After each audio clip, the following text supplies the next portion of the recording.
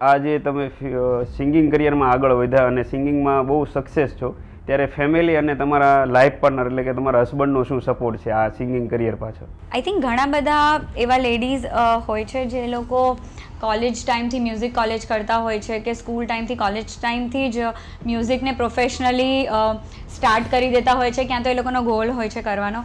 પણ I think મારા જેવા કેસીસ થોડા રેર હશે, એવું તો નહીં કહીશ કે નહીં હશે, પણ થોડા રેર હશે જેને મેરેજના ઓલમોસ્ટ 5-7 વર્ષ પછી મ્યુઝિક પ્રોફેશનલી કરવાનું સ્ટાર્ટ કર્યું.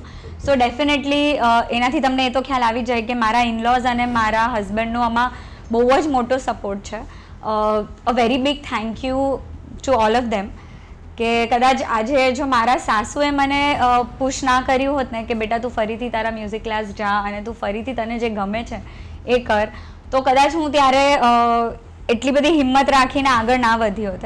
અને ડેફિનેટલી મારા હસબન્ડનો સૌથી મોટો સપોર્ટ છે, કારણ કે અમે આટલા બધા શોઝ માટે ટ્રાવેલ કરતા હોઈએ છીએ, તો ઇટ બિકમ્સ વેરી ડિફિકલ્ટ એક મેલ માટે એકલા ઘરે બધું મેનેજ કરવું અને તમને જવા દેવું કે વાંધો નહીં, તું તારું ડ્રીમ પૂરું કર, હું અહીંયા બધું મેનેજ કરીશ. So I think he is the biggest support. Thank you Manan, thank you so much.